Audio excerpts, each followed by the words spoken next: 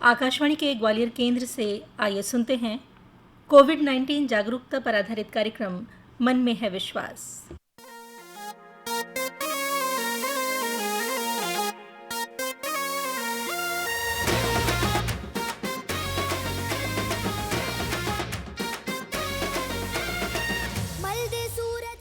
कार्यक्रम सुनने वाले सभी साथियों को तुलिका का नमस्कार। रोज बरोज हम एक जद्दोजहद से गुजरते हैं। इस मुश्किल समय में जीने के नए नए रास्ते तलाशते हैं, क्योंकि किसी भी मुश्किल से हारना मनुष्य की फितरत नहीं होती। और हमारी यही कोशिशें हमसे सीखती हैं आने वाली पीढ़ियाँ। बच्चे हमसे ज़्यादा समर्थ होते हैं माहौल से राब्ता बिठाने में। यकीन नहीं होता तो अपने आसपास के बच्चों से खुद को कंपेयर करके देखिए ना।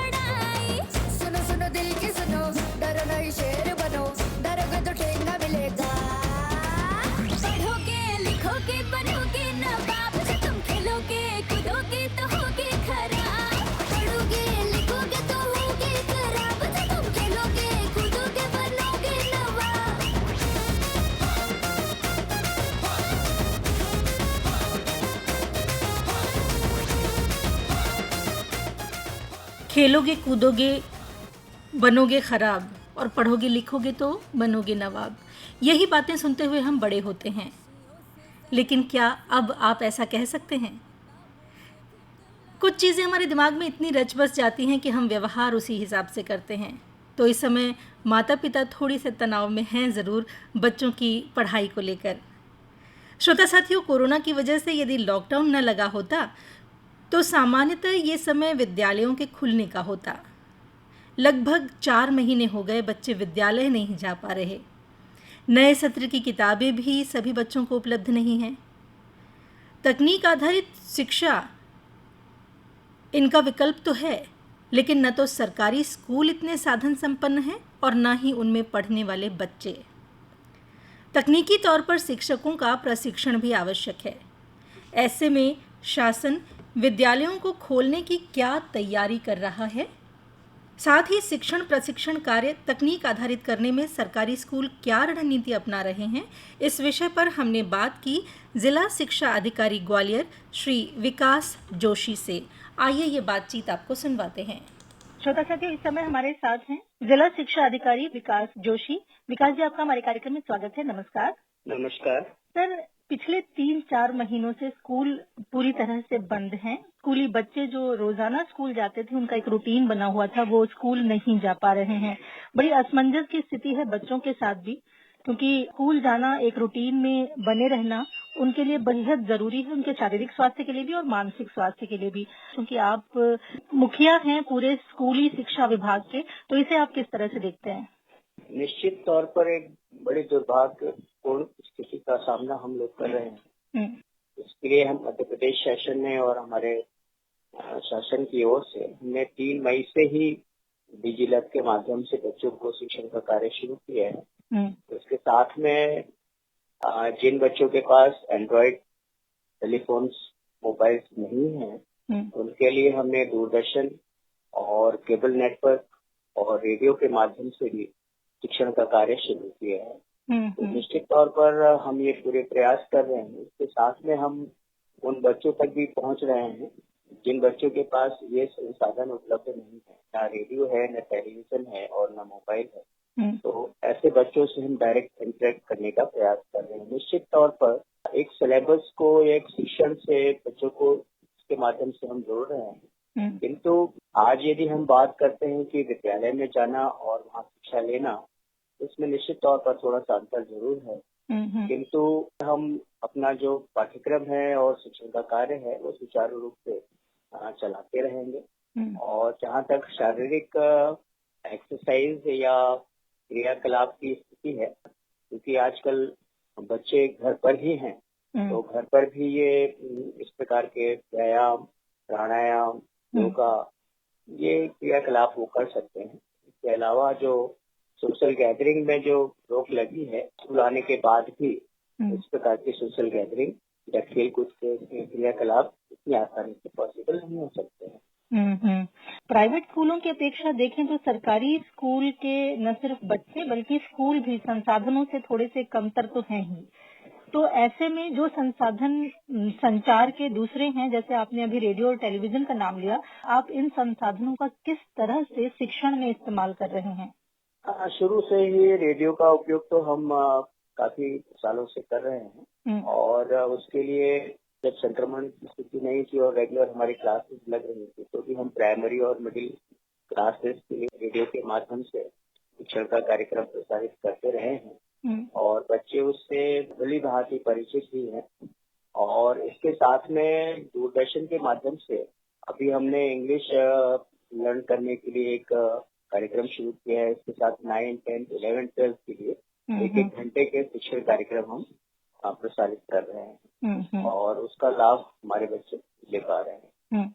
हमारे श्रोता जो हैं वो बहुत अच्छी तरह से जानते हैं कि रेडियो से इंग्लिश इज फन और मीना की दुनिया, ये 2 कार्यक्रम हम प्रसारित करते रहे हैं और अभी भी 11 बजे से मध्य प्रदेश के जो बच्चे हैं उनके लिए समेकित रेडियो स्कूल कार्यक्रम प्रसारित किया जा रहा है। तो ये रेडियो के माध्यम से तो शिक्षण हो रहा है, लेकिन अपर्याप्त है ये, क्योंकि बच्चों के पास ऊर्जा बहुत होती है, तो उस ऊर्जा को कहीं न कहीं लगाना तो पड़ेगा ही, चाहे वो पेरेंट्स की सहायता ली जाए या टीचर्स की सहायता ली जाए। अखबार भी बहुत सारे सर्वे करवा रहे हैं, जिससे थोड़ी सी अभिभावकों में पैनिक सिचुएशन हो गई है कि स्कूल खुलने वाले हैं, कहीं ऐसा ना हो जुलाई में स्कूल खुल जाएं। तो इस संबंध में क्या बोलना चाहते हैं आप? तो ऐसी स्थिति में कहीं से कहीं तक इस प्रकार की पैनिक स्थिति नहीं होनी चाहिए और शिक्षण कार्य के लिए हम निश्चित तौर पर शिक्षकों को भी हम कंटिन्यूअसली ये निर्देशित करते रहे हैं और शिक्षकों के द्वारा ये किया भी जा रहा है कि वो प्रतिदिन बच्चों से इंटरेक्ट करते हैं, मोबाइल के माध्यम से करते हैं और कई स्थानों पर स्थिति यह है कि शिक्षक स्वयं जाकर डोर टू डोर ही संपर्क शिक्षकों ने किया है। तो साथ में हम प्रतिदिन शिक्षकों को भी मॉनिटरिंग कर रहे हैं कि कितने शिक्षक इंटरेक्ट कर रहे हैं, जो भी हमारा सिलेबस और लेसन वगैरह बच्चों को भेजा जा रहा है उन तक पहुंच रहा है। क्योंकि एक निश्चित तौर पर एक बदलाव का समय है, हम एक मोड से दूसरे मोड की ओर जा रहे हैं, तो निश्चित तौर पर ये कुछ समय के लिए है, उसके बाद हम वापस अपने बैक मोड पे चले जाएंगे। तो मुझे नहीं लगता कि किसी प्रकार की कोई पैनिक सिचुएशन किसी के दिमाग में होनी चाहिए। हालांकि बच्चे बहुत जल्दी किसी चीज को एक्सेप्ट कर लेते हैं, बच्चों ने एक्सेप्ट कर लिया है बल्कि इस तकनीक को। बहुत अच्छी स्थिति है ये, स्कूलों के लिए भी, अभिभावकों के लिए भी और बच्चों के लिए भी। लेकिन चूंकि एकेडमिक सेशन छोटा हो जाएगा, अभी अनिश्चितता की स्थिति है कि स्कूल कब से खुल पाएंगे और ये जो प्रक्रिया आप अपना रहे हैं तकनीक के माध्यम से पढ़ाई की, इसमें वक्त लग रहा है, उतनी तेजी से पढ़ाई नहीं हो पा रही है। तो क्या सिलेबस कम करने पर भी विचार किया जा सकता है? देखिए, ये सब निर्णय जो है राज्य शासन स्तर पर ही लिया जा सकता है। हमने 3 मई से 3 मई से ही जो है ये डिजी लैब और इलेक्ट्रॉनिक मीडिया और इंटरेक्शन से हमने इनको शुरू कर दिया था सिलेबस वगैरह बच्चों को और अभी हम पाठ्य पुस्तक भी बच्चों को वितरित कर रहे हैं। हमारी पाठ्य पुस्तकें जो हैं वो प्राप्त हो गई हैं। उसके साथ में टीचर्स भी इंटरेक्ट करेंगे। तो मुझे नहीं लगता कि सिलेबस कम करने की कोई स्थिति होनी चाहिए, क्योंकि सिलेबस बच्चों के हिसाब से पर्याप्त है। तो ऐसा एक्सेस तो मुझे लगता नहीं। फिर भी जो भी शासन स्तर पर जो निर्णय लिया जाएगा उसके अनुसार ही फिर आगे की कार्य सुनिश्चित किया जाएगा। बच्चा यदि एक एकेडमिक सेशन में स्कूल में जाता है तो वो पढ़ाई के साथ साथ और भी अतिरिक्त काम करता है उसी समय में, जैसे वो ड्राइंग करता है, संगीत, नृत्य, फिजिकल एजुकेशन की बहुत सारी क्लासेस होती हैं उसकी, इन सब में भी उसका समय जाता है। और अब सिर्फ पढ़ाई कर रहा है तो मेरे ख्याल से इतने ही समय में पढ़ाई पूरी कर ली जा सकती है। नहीं, ऐसा कहना तो मैं उचित नहीं समझ रहा हूँ कि सिर्फ पढ़ाई कर रहा है, क्योंकि हमने सिर्फ टीचिंग लेसन्स के अलावा जो है बच्चों के ओवरऑल डेवलपमेंट के लिए भी हमने क्रियाकलाप शुरू किए हैं और ऑनलाइन जो है बच्चों की चित्रकला प्रतियोगिता है और इंटरेक्शन वाली प्रोग्राम्स हैं, साथ में निबंध प्रतियोगिता है। इस प्रकार की प्रतियोगिताएं हम आयोजित कर रहे हैं और बच्चों को निश्चित तौर पर जो भी उनकी क्रिएटिविटी है वो इंडिविजुअली दे कैन डेवलप और अपने पेरेंट्स के साथ में घर में रह के उनसे एक इंस्पायर होके और अपना इनोवेशन कर सकते हैं। मतलब ऐसा नहीं है कि स्कूल में ही कोई बच्चा इनोवेटिव होगा और घर पर नहीं होगा। तो मैं जहाँ तक समझता हूँ कि इनोवेशन तो कहीं भी बच्चों में है, तो होता है। और साथ में हम सिर्फ इसके लेसन्स के अलावा सिलेबस कवर करने के साथ साथ हम दूसरी एक्टिविटीज के लिए भी प्रतियोगिताएं और कार्यक्रम कर रहे हैं जो हमारा 30 जून तक चलेगा। बिल्कुल।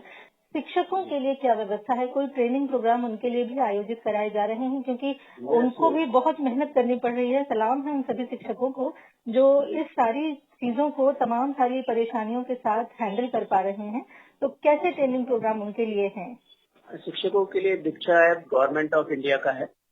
उसके माध्यम से हमने शिक्षक प्रशिक्षण कार्यक्रम आयोजित किए हैं। अभी करीब 3 शिक्षक प्रशिक्षण कार्यक्रम हो चुके हैं, चौथा चल रहा है और शिक्षक भी कंटिन्यूअसली प्रशिक्षण भी ले रहे हैं और साथ में जो इंटरैक्टिव वर्क बच्चों के साथ डिजिलैब और दूसरे माध्यम से कर रहे हैं वो भी अपने आप में एक प्रशिक्षण है जी। तो निश्चित तौर पर शिक्षक भी एजुकेशन की मेन स्ट्रीम से जुड़ा हुआ है। इस प्रकार से आपने देखा होगा कि अन्य कार्यालयों में वर्क फ्रॉम होम वाली स्थिति है, तो डेफिनेटली टीचर्स आज वर्क फ्रॉम होम कर रहे हैं, साथ में अपने आप को ट्रेंड भी कर रहे हैं। विद्यालय क्योंकि सीखने सिखाने की जगह होते हैं और ये सीखने सिखाने का जो कार्यक्रम है वो विद्यालय न जाने आने के बावजूद चल रहा है। डेफिनेटली जी, बधाई के पात्र हैं आप सब। विकास जी, बहुत बहुत धन्यवाद आपका कार्यक्रम में इतनी अच्छी जानकारी देने के लिए। बहुत बहुत धन्यवाद। नमस्कार। नमस्कार। आप थे जिला शिक्षा अधिकारी विकास जोशी। ला ला ला ला ला ला ला ला ला ला ला ला ला ला ला ला ला ला।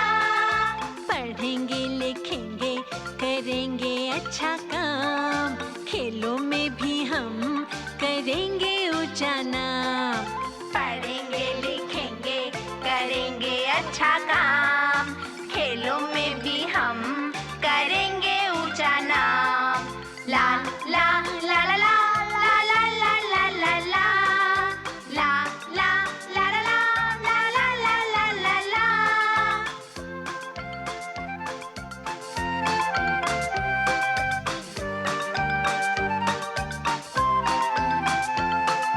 सबसे है अच्छा दोनों का मेल, समय से पढ़ना समय पर खेल। सबसे है अच्छा दोनों का मेल, समय से पढ़ना समय पर खेल। पढ़ेंगे लिखेंगे करेंगे अच्छा काम, खेलों में भी हम करेंगे ऊंचा नाम। पढ़ेंगे लिखेंगे करेंगे अच्छा काम, खेलों में भी हम करेंगे ऊंचा नाम। श्रोता साथियों, लॉकडाउन ने स्कूल जाने वाले बच्चों की दिनचर्या और गतिविधियों को बुरी तरह से प्रभावित किया है। अपने अपने घरों की चारदीवारी में कैद बच्चे एक अलग ही तरह की समस्या से जूझ रहे हैं। विद्यालय, जो बच्चों की बहुमुखी प्रतिभा को निखारने का एक जरिया थे, अभी बंद हैं। लेकिन विद्यालयों ने अपनी तरफ से प्रयास शुरू कर दिए हैं कि बच्चों के शारीरिक और मानसिक विकास के साथ साथ अध्ययन अध्यापन भी जारी रहे। न सिर्फ प्राइमरी स्कूल के बच्चे बल्कि हाई स्कूल और इंटरमीडिएट के बच्चों के लिए इन विद्यालयों ने अलग अलग तरह की कार्य योजनाएं बनाई हैं। ये विद्यालय इस दिशा में कैसे काम कर रहे हैं, इस विषय पर हमने बात की सहोदया ग्वालियर के अध्यक्ष और ग्वालियर ग्लोरी हाई स्कूल की प्राचार्य राजेश्वरी सावंत से। आइए राजेश्वरी जी से की गई ये बातचीत आपको सुनवाते हैं। श्रोता साथियों, इस समय हमारे साथ हैं सहोदया की अध्यक्ष राजेश्वरी सावंत। राजेश्वरी जी, आपका हमारे कार्यक्रम में स्वागत है। नमस्कार। नमस्कार। बच्चे 3-4 महीने से स्कूल नहीं जा रहे और आगे भी स्थिति बड़ी अनिश्चितता की बनी हुई है। बच्चों में भी एक थोड़ी सी बेचैनी है और पेरेंट्स में तो है ही। हाँ। ये पूरी स्थिति आप किस तरह से देखती हैं, एक स्कूल की प्रिंसिपल होने के नाते और सहोदया की अध्यक्ष होने के नाते? ये कोरोना का जो असर बच्चों के ऊपर पड़ा है, सबसे ज्यादा पड़ा है, मैं कहना चाहती हूँ। सोशियो साइकोलॉजी इफेक्टिंग जो होती है, जैसे बच्चे स्कूल आते हैं, अपने दोस्तों से मिलते हैं, खेलते हैं, एक दूसरे के साथ बात करते हैं, और दूसरी चीज घर पे जाकर फिर उनको शेयर करने के लिए बहुत, और दूसरे दिन स्कूल आकर फिर से कुछ शेयर करने के लिए बच्चों के साथ बहुत होते हैं। अब ये चीज मिस हो गई स्कूल बंद होने की वजह से, राइट। एंड दूसरी चीज 24 घंटे बच्चे घर पे बंद, ना घर पे बाहर खेलने जा पा रहे, स्कूल में नहीं आ पा रहे, तो जो तनाव है बच्चों में वो कोई भी नाप नहीं सकता। अगर इस समय स्ट्रेस लेवल बच्चों का अगर हम देखेंगे, सबसे ज्यादा बच्चों में है। बड़े तो ये बीमारी से डरे हुए हैं, लेकिन बच्चों को जो तनाव है वो बीमारी के बारे में इतना नहीं जानते। जो माँ बाप कहते बेटा देखो बाहर जाओगे तो ऐसे हो जाएगा, टीवी में देख रहे हो, वो देख के बच्चे चुप हो जाते हैं। लेकिन जो तनाव वो महसूस कर रहे हैं, किसी से बात नहीं कर पाते, घर में आजकल संयुक्त परिवार तो लगभग बंद ही हो गई है, तो 3 या ज्यादा 4 लोगों से ज्यादा घर पे नहीं है, सिर्फ 4 लोगों का एक दूसरे का शक्ल देखते हैं। आजकल टीवी भी इतना मतलब प्रचलित है कि लोग टीवी देखते हुए बैठे रहते हैं, बात करने का संदर्भ बहुत कम उठता है ना। दूसरा जो खेल है, पहले जो बाहर बच्चे खेलते थे या घर में चेस हो, लूडो हो, कैरम हो, आज वो सब कन्वर्ट हो गया मोबाइल गेम्स में। बिल्कुल। अब इन सब बदलाव से बच्चों पे जो असर पड़ा है वो सबसे ज्यादा परसेंटेज में मात्रा में पड़ी है। तो इस समय अगर मुझे आप स्कूल के तरफ से क्या होना चाहिए, पढ़ाई दूर की बात हो जाएगी मेरे लिए। तो सबसे पहले मेरे बच्चे के साथ जो तनाव है वो तनाव को कम करना जरूरी है, और वो सिर्फ बातचीत से हो सकती है। बातचीत वो भी पर्सनल तो हो नहीं पाता, आमने सामने नहीं हो पाता, क्योंकि हर जगह पाबंदी है। तो बच्चे से जो ये वर्चुअल क्लासरूम है या टेलीफोन कॉल है, इन जरियों से बच्चों से बात करें, उनकी रोज की दिनचर्या की काम के बारे में पूछे, फिर उनको कुछ सुझाव दे कि आप ये करो वो करो। पढ़ाई रिलेटेड नहीं, पढ़ाई तो रहेगी, पढ़ाई तो वो साल भर रहेगी, जिंदगी भर रहेगी बच्चों के लिए, लेकिन इस समय जो तनाव बच्चों में है उससे उनको मुक्त करना स्कूल का कर्तव्य है। हर टीचर की जिम्मेदारी है कि बच्चे से प्यार से बात करे, जो अपने माँ बाप से नहीं शेयर कर पाते वो बच्चे टीचर के साथ शेयर कर लेते हैं। यही मैं आपसे कहना चाह रही थी कि माँ जो है वो बच्चे की पहली शिक्षिका मानी जाती है। लेकिन जैसे ही माँ की गोद से निकल के बच्चा स्कूल में जाता है, माँ की चीजों से ज्यादा इम्पोर्टेंस वो टीचर की बातों को देता है। तो ये जो एक रिलेशन है बच्चे और टीचर के बीच में, ये रिलेशन इस समय थोड़ा सा कहीं लैक कर रहा है, बच्चा उसको मिस कर रहा है। तो ये रिलेशन को इस सिचुएशन में कैसे संभाला जाए? इसके लिए ना 1-on-1 संपर्क रखना जरूरी है। हर एक बच्चे के साथ टीचर फोन पे बात करे, हाल चाल पूछे, है ना, और क्या किया, और कोई परेशानी तो नहीं है। ये थोड़ा सा पर्सनल तौर पर टीचर अगर बच्चे से संपर्क में रहेगी ना, बच्चे को इतना खुश होता है। टीचर का महत्व कितना होता है कि बच्चों में बदलाव ला सकती है। ये माँ बाप तो है ही बच्चों के हित में सोचने के लिए, लेकिन घर के बाहर जो इंसान सोच सकता है बच्चों के भलाई के लिए वो टीचर है। और अगर वो टीचर दिल से बच्चे के साथ जुड़ जाती है, वो बच्चा जिंदगी भर उस टीचर को नहीं भूलेगा। इसके अलावा छोटे बच्चे और बड़े बच्चे, उन दोनों के बिहेवियर में चेंज होता है, वो आप लोग ज्यादा अच्छे से महसूस कर पाते हैं क्योंकि सभी बच्चों को एक साथ आप टैकल करते हैं। छोटे बच्चों की समस्या अलग तरह की है, बड़े बच्चों को करियर ओरिएंटेड जो कि हो जाते हैं वो, और पढ़ाई का प्रेशर बहुत ज्यादा होता है, और पढ़ाई इस समय बिल्कुल भी नहीं हो पा रही उनकी, तो एक अलग तरह का प्रेशर उनके ऊपर है। वो प्रेशर कैसे हैंडल किया जाए? टीचर भी, पेरेंट्स भी और बच्चे भी, इन सबकी जिम्मेदारी बराबर की होती है यहाँ। हाँ जी। जैसे बड़े बच्चे के बारे में अगर आप पूछेंगे मुझसे, अभी तो एक खुशी की बात है कि सीबीएसई ने एग्जाम कैंसिल कर दिया है। तो वो इंतजार करते हुए बच्चे पढ़े नहीं पढ़े, कितना पढ़े, कब होगा, ये समस्या हमेशा उनके दिमाग में रहती थी। अभी 2 दिन पहले जो सुप्रीम कोर्ट की आदेश आई है कि कैंसिल करना है सीबीएसई की परीक्षा है, तो उससे बहुत फायदा हो गया। और कल सीबीएसई ने एक और सर्कुलर भी दिया है कि अभी तक जो परीक्षाएं हुई है उसका मार्किंग लेकर ये चौथी परीक्षा जो रह गई है उसके मार्क्स वो अलॉट कर देंगे। तो जो बच्चों को दिमाग में चल रहा था कि पता नहीं अगर हम जाएंगे बीमार तो नहीं हो जाएंगे, ये सब शंकाएं थी, वो दूर हो गई क्योंकि परीक्षा ही नहीं होने वाली है और ये 3 परीक्षाओं के आधार पर एवरेज लेकर उस परीक्षा का भी पेपर का भी मार्क्स मिल जाएंगे। एक तो परीक्षा का मामला खत्म हो गया, टेंशन नहीं है उसका। अब कॉलेज एडमिशन, अब रिजल्ट सीबीएसई का तो आदेश दे दिया है कि 15 तारीख तक रिजल्ट घोषित करनी है। दिल्ली यूनिवर्सिटी रजिस्ट्रेशन शुरू कर चुकी है।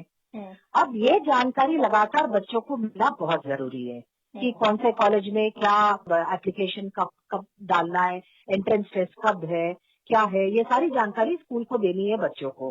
क्योंकि बच्चे देखिए इतनी मतलब मैच्योर भी नहीं है कि वो सब जानकारी उनके पास मिलेगा, ना पेरेंट्स के पास इतनी जानकारी है या सक्षम है कि वो ये जानकारी निकाले। लेकिन स्कूल के टीचर्स जो इनको पढ़ाते हैं, स्कूल का प्रिंसिपल है, स्कूल की काउंसलर है, ये सब इन जानकारियों को लेकर in the form of a message बच्चों को देते जाए, जिनको जहाँ अप्लाई करना है वो करते जाए। तो ये रही बात आगे पढ़ाई की, करियर बिल्डिंग की। तीसरी बात उनकी कोर्स कौन सी लेनी है, करियर काउंसलिंग का। अब उसके लिए हम 7 दिन 24 घंटे उनके लिए उपलब्ध है। ये बच्चे हमसे संपर्क करें, जैसे एक बच्ची आई थी मेरे पास 11th-12th के लिए एडमिशन के लिए, लेकिन वो इस दुविधा में थी कि मैं ह्यूमैनिटीज लूंगी लेकिन मैथ्स लूंगी। मैंने कहा बेटा मैथ्स अगर आप लोगे तो आगे जाकर आपको करना क्या है, मुझे मीडिया स्टडीज में जाना है। मैंने मीडिया स्टडीज में जाना है तो आपको मैथ्स की जरूरत ही नहीं पड़ेगी। अगर आप ह्यूमैनिटीज ले रहे हो और या आप लैंग्वेज कोर्स में मास्टर्स करना चाहते हो, मीडिया स्टडीज में जाना चाहते हो, तो आपको ये अच्छा रहेगा साइकोलॉजी ले लो या मास मीडिया स्टडीज ले लो, जो आपको आपके आगे वाले फ्यूचर के लिए काम आएगा। तो ये काउंसलिंग बहुत जरूरी है। इस समय बच्चे ऐसे उलझन में पड़े रहते क्योंकि दोस्त वहां जा रहा है, मैं भी वो कर लूं। अब दोस्त का दिमाग और बच्चे का दिमाग एक नहीं हो सकता। बिल्कुल जरूरी है कि बच्चे अपनी क्षमता के अनुसार जिसमें हुनर है वो कोर्स अगर करेंगे तो वो तरक्की हासिल करेंगे और आगे बढ़ते जाएंगे। हाँ, इसके अलावा ऑनलाइन एप्टीट्यूड टेस्ट भी बहुत सारे अवेलेबल हैं। नहीं देखिए, आफ्टर 10th के लिए तो एनसीईआरटी ने नो योर एप्टीट्यूड करके तमन्ना नाम से एप्टीट्यूड टेस्ट डिजाइन किया है। वो हम बच्चों को देते हैं, अपने स्कूल के बच्चों को वो टेस्ट में अपीयर करने के लिए देते हैं। तो उसके आधार पर उनका हुनर जो है, एबिलिटी जो है, वो पता चल जाता है और बच्चों को हम काउंसिल करते हैं। अब 12th के बाद के लिए तो सारे अच्छे यूनिवर्सिटीज एंट्रेंस टेस्ट रखे हैं। अब लगभग सारी यूनिवर्सिटी का एंट्रेंस टेस्ट मेरे ख्याल से अब ऑनलाइन ही होगा, कारण बच्चे वहां जाकर एग्जाम देने में असमर्थ है। कारण कुछ इसमें स्टेट्स में तो कोरोना बहुत बुरी तरह से फैली है, तो बच्चों को ट्रैवल करना भी बहुत परेशानी वाली बात होती है। तो ये ऑनलाइन टेस्ट देकर फिर बच्चे उन कोर्सेज के लिए, उनका भी काउंसलिंग टीम होती है मैम कॉलेज के। जैसे आप सिम्बियोसिस है पुणे में, उनका भी काउंसलर्स होते हैं। क्राइस्ट यूनिवर्सिटी है बेंगलोर में, उनका काउंसलर्स होते हैं। मुंबई में जेवियर्स इंस्टीट्यूट है, तो जेवियर्स कॉलेज जो है वो उनका भी काउंसलर्स होते हैं। तो वो भी काउंसलिंग करते हैं कि आप इस कोर्स में करोगे तो अच्छा करोगे क्योंकि आपका कोर्स इसमें इस तरीके से आया। और नहीं भी होंगे उनके काउंसलर्स तो उनको इस माहौल में काउंसलिंग के लिए अलग से स्टाफ रखना पड़ेगा और करना पड़ेगा, क्योंकि बच्चों के फ्यूचर का सवाल है, बच्चों को सही तरीके से दिशा देने का सवाल है। आपने भी बहुत सारी चीजें अपने स्कूल में ऐसी की होंगी जो टेक्निकली आपको सपोर्ट करें, तो ये चैलेंज जो है वो आप लोगों के लिए कितना बड़ा था और किस तरह से आपने इसे हैंडल किया? क्योंकि ऑनलाइन क्लासेस करनी है, सारे टीचर्स इतने टेक्निकली स्ट्रांग नहीं होते हैं, तो इसको कैसे मैनेज किया? मैम देखिए, ये ऑनलाइन काउंसलिंग का तो फोन पे ही हो सकता है। अगर बच्चा मतलब वर्चुअली मतलब वीडियो पे दिख जाए और हम बात करें वो तो है ही, बट जो हम बोलते हैं वो ज्यादा मायने लगता है बच्चे को। तो speaking to them is more important than having a face to face contact, है ना। और दूसरी चीज, अब ये टेक्नोलॉजी इंटरफियरेंस जो वर्चुअल क्लासेस के लिए जरूरत थी, मेरे टीचर एक है जो 25 साल की एक्सपीरियंस है उनको पढ़ाने में, लेकिन ये टेक्नोलॉजी यूज करते हुए पढ़ाना मुझे लगा कि वो हो सकता है कि बहुत परेशान रहेगी। लेकिन टीचर्स ने इतना जल्दी अडॉप्ट किया टेक्नोलॉजी को सहारा लेकर पढ़ाने में, तो वास्तव में टीचर्स तारीफ लायक है। मैं मतलब सिर्फ अपने स्कूल की नहीं, पूरे देश के टीचर्स को सलाम करती हूँ कि इन्होंने इतना अच्छे तरीके से टेक्नोलॉजी को साथ लेकर बच्चों को वर्चुअल क्लासेस के तौर पर पढ़ाए हैं, है ना।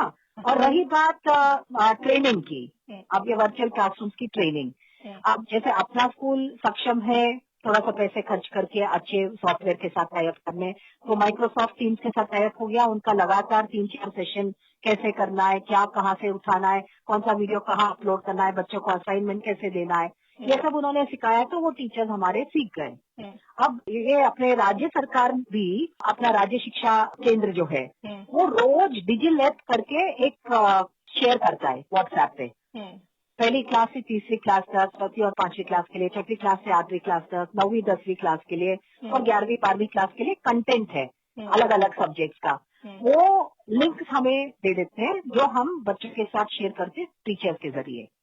तो राज्य सरकार भी इसका मतलब बहुत ही अच्छे तरीके से कर रहा है, मैं आपको बताऊं, क्योंकि अब ये पैंडेमिक कब तक चलेगा, स्कूल कब खुलेगी, ये किसी को भी पता नहीं है। तो अब राज्य सरकार भी साथ जुड़ के ये काम करने लगी है और ये आगे 2-3 महीने तक और चलने वाला है। तो हमें इसका सहारा लेकर ही बच्चों को शिक्षित करने से ज्यादा उनका मानसिक तनाव को कम करना है, ये बहुत जरूरी है। मानसिक तनाव की बात आई, पेरेंट्स में भी एक अलग तरह का मानसिक तनाव है, क्योंकि जो वर्किंग पेरेंट्स हैं वो ऑफिस भी जाना है, उनको ऑफिस के काम भी करने हैं, घर में भी मेट्स नहीं आ रही हैं तो उन्हें वो भी काम करने हैं, बच्चों की भी काफी सारी जिम्मेदारी पेरेंट्स की हो गई है, एक स्ट्रेस लेवल पेरेंट्स के साथ भी है। तो पेरेंट्स को आप क्या बताना चाहेंगे कि वो अपने बच्चों के साथ किस तरह से ट्रीट करें या कैसा व्यवहार अपना बनाए रखें? देखिए, ये जो प्राइमरी क्लास के बच्चे, पहली क्लास से 5वीं क्लास के बच्चे या प्ले ग्रुप से 5वीं क्लास, इनको पेरेंट्स का सहारा जरूरी है। भले वो ऑनलाइन क्लास चल रही हो या वीडियो रिकॉर्डिंग शेयर किया है स्कूल ने, पेरेंट्स को साथ बैठना पड़ता है, बच्चा अपने आप नहीं कर पाता, है ना। तो ये काम लेडीज जो है, जो गृहिणी है, वो तो अपना घर का काम निपटा दे, फिर दोपहर को 3 बजे के बाद खाना वीना खाने के बाद बच्चे के साथ बैठ के उसको पढ़ाए जो वीडियोज अपलोड हो चुकी है, या जो नौकरी करते हैं वो शाम को आकर फिर शाम से 1-1.5 घंटा बैठ के बच्चे को पढ़ा दे जो कंटेंट अपलोड करा है स्कूल ने। एक टाइम टेबल घर पे भी बनाना बहुत जरूरी है। ये जैसे स्कूल के लिए टाइम टेबल होती थी, तो घर के लिए भी, खेलने के लिए भी वक्त देना है बच्चे को, टीवी देखने के लिए भी वक्त देना है, सोने के लिए भी वक्त देना है, उसको एक्टिविटी जैसे कलरिंग करने में बच्चा अच्छा लगता है उसको, तो कलरिंग के लिए थोड़ा सा समय दे दे, डांस करने के लिए थोड़ा समय दे दे, जो भी उसको अच्छा लगता है वो करे। उसके लिए समय देने के बाद आधा पौन घंटा पढ़ाई के लिए दे दे, बहुत ज्यादा है।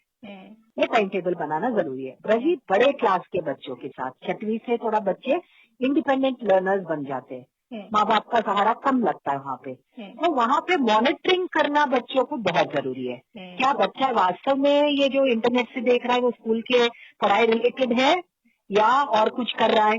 बिल्कुल, ये सुपरविजन होना बहुत जरूरी है। और इस समय क्योंकि बच्चे भी तनाव में है, तो माँ बाप को भी बहुत संभल के बच्चे से बात करना है। देखिए, तनाव माँ बाप में भी होता है, कभी कभी प्राइवेट नौकरी वालों को सैलरी नहीं मिलती, किसी को आधा सैलरी मिल रही है, लेकिन वो सब दिमाग में रख के बच्चे के ऊपर अपना गुस्सा ना दिखाए, शांत तरीके से सोच समझ के बच्चे के साथ डील करे, क्योंकि इस समय बच्चे सबसे ज्यादा नाजुक है।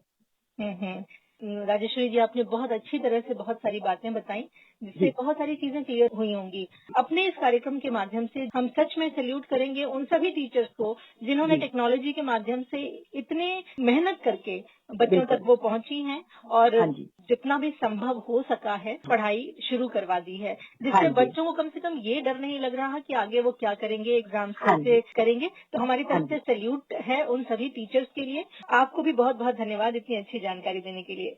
मैं किसी के लिए भी, शहर के किसी भी इंसान के लिए कभी भी तैयार हूँ मदद के लिए। कोई भी तरीके का काउंसलिंग किसी भी बच्चे को चाहिए, आई एम अवेलेबल, बस मुझे संपर्क करें and I am ready to help them out. बहुत बहुत धन्यवाद सर। Thank you ma'am. आइए स्ट्रेस मैनेजमेंट कुछ बच्चों से सीखते हैं और कुछ उन्हें सिखाते हैं। मिलकर मुश्किलों को हराते हैं। बाहर चूंकि कोरोना है इसलिए यथासंभव घर में रहते हैं। और अब हम कहते हैं कि विदा दीजिए अपनी दोस्त तुलिका को। नमस्कार। कसम हम पढ़ेंगे दबा के, मगर तुम भी देखो किताबों से आगे बढ़ो, जरा आगे बढ़ो, लिखा नहीं जो वो पढ़ो, डरोगे तो ठेंगा मिलेगा। पढ़ोगे लिखोगे बनोगे नवाब, जब तुम खेलोगे कूदोगे तो होगे खराब, पढ़ोगे लिखोगे तो होगे खराब। आकाशवाणी के ग्वालियर केंद्र से अभी आप सुन रहे थे कार्यक्रम मन में है विश्वास।